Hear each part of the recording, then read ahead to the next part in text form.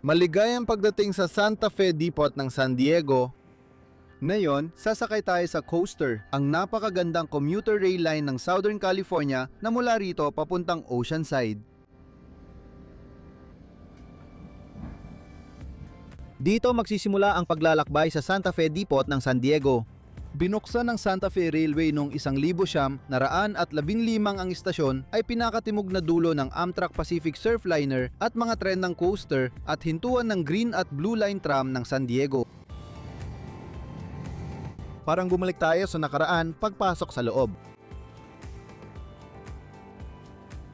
Makikita pa rin ang logo ng Santa Fe sa istasyong ito at ramdam mo na parang 1,900 at 15 pa rin dahil sa pagsasaayos noong 2012 na nagbalit ng dating itsura. Maluwag ang waiting hall pero kakaunti ang pasilidad. May convenience store sa dulo, information desk sa gitna at Amtrak ticketing counter sa dulong pader. Sa likod ay may tram stop at 4 na plataporma para sa tren ng commuter at intercity. Ang Southern California Rail Corridor ay kabilang sa pinakaabalang riles ng tren sa US. Ang Coaster ay may 15 balikang biyahe at ang Pacific Surfliner ay may 13 pa, kaya may 28 balikang biyahe tuwing karaniwang araw sa pagitan ng Oceanside at San Diego.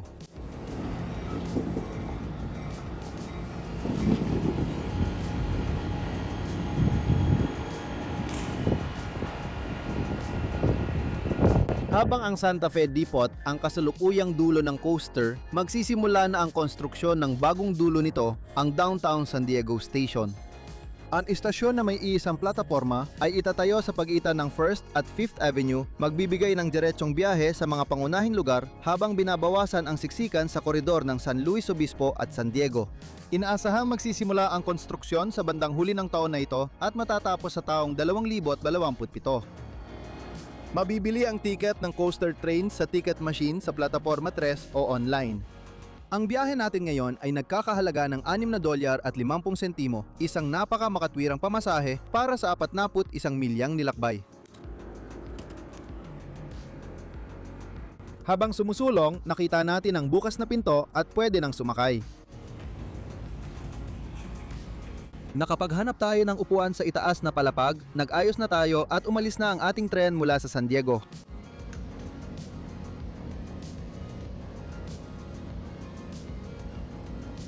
Tutungo tayo pahilaga palabas ng lungsod, dadaan sa paliparan tapos iikot sa Sorrento Valley.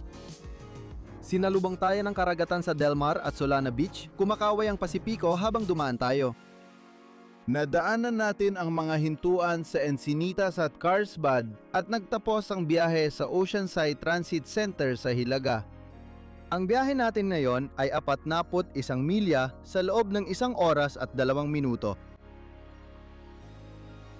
Ang paliparan ng San Diego ay 5 minuto mula sa downtown at unang makikita pag alis sa lungsod. Kung mahilig ka sa eroplano, mainam ang paliparan para malapitan mo ang mga dumarating sa runway 27.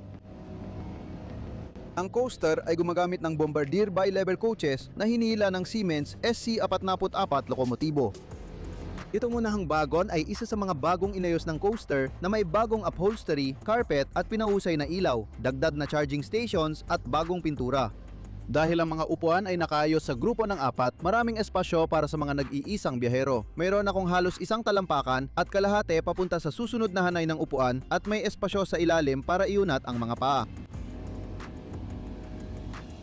Ang bagong vinyl na upholstery ay isang magandang pagbabago at ang bahagyang hubog nito ay dagdag sa ginhawang dulot ng bagong ayos. May armrest, cup holder at hawakan sa pagitan ng upuan para madaling pumasok at lumabas. Kung gusto mong mantrabaho habang bumibiyahe, may ilang upuan na may mesa, USB ports at saksakan sa pagitan ng mga upuan. Bagamat maluwag ang espasyo mula harap hanggang likod, sa kaliwang bahagi ng aming bagon ay may nakausling electrical conduit mula sa pader, kaya napilitan kaming umupo sa hindi komportableng anggulo palayo sa bintana. Isang bintana kung saan matatanaw natin maya-maya ang napakagandang tanawin ng dagat. Sa kasamaan palad, malabo ang amin dahil sa matinding araw sa California. Kita pa rin ng malinaw ang Sorrento Valley pati Carroll at Rose Canyons sa tanawin.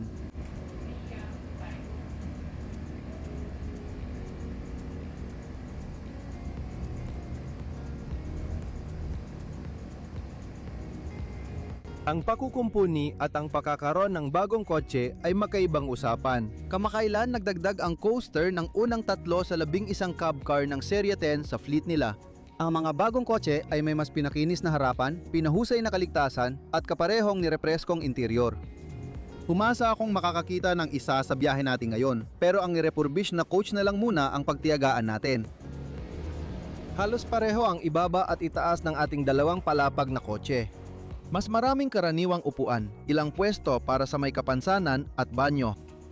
Kasama sa banyo ang karaniwang lababo at inidoro na parehong gumagana, pati na rin ang mga tissue at paper towel na sapat ang laman. Sa kasamang palad, may tambak ng paper towel sa isang sulok dahil hindi alam ng ilang pasahero kung saan ang basurahan. May pahiwatig ako, nasa ilalim ng lalagyan ng paper towel ito. Kahit na ganon, maayos pa rin ang pasilidad.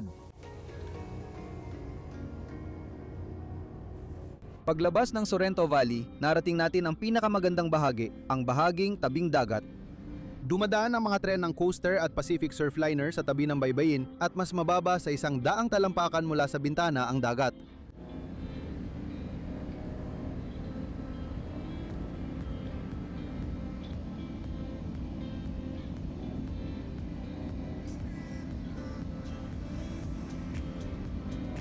Hindi magkasundo ang tren at dagat, kaya ang riles ay inilagay sa matataas na bangin sa baybayin.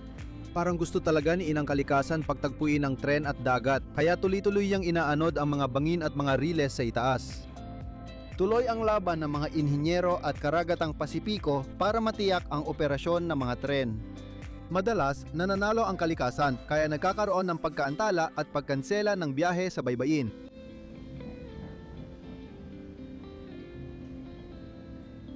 Habang papunta sa Hilaga, dumadaan tayo sa ilang istasyon at Solana Beach ang pinakakapansin-pansin dahil sa trensera sa ilalim ng Loma Santa Fe Drive.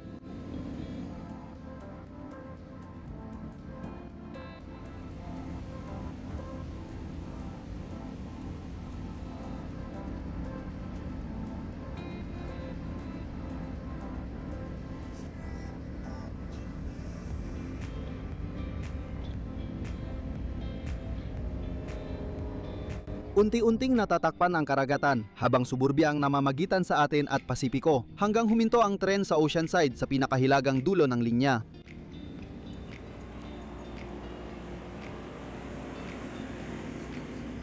Ang Oceanside ang koneksyon ng Coaster, Coaster Sprinter, Pacific Surfliner at mga tren ng Metrolink. Ang Sprinter ay maikling linya ng tren sa Timog Silangan na gumagamit ng dalawang kotseng Siemens D0 DMU.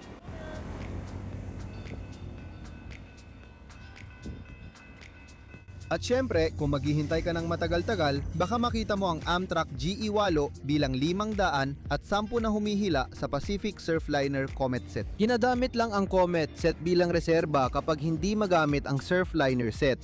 Ang tren na ito ay nasa serbisyo ngayon dahil nantapos ang Surfliner train kanina sa Oceanside dahil sa problema sa makina. Dahil wala nang harang sa riles, magsisimula na ang patimog na biyahe ng Coaster papuntang San Diego.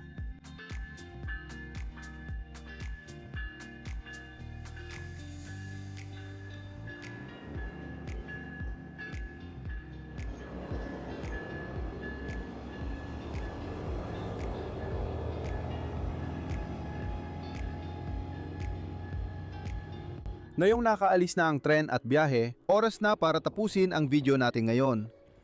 Kung bago ka lang dito, lubos kong ma-appreciate kung i-click mo ang subscribe button sa ibaba.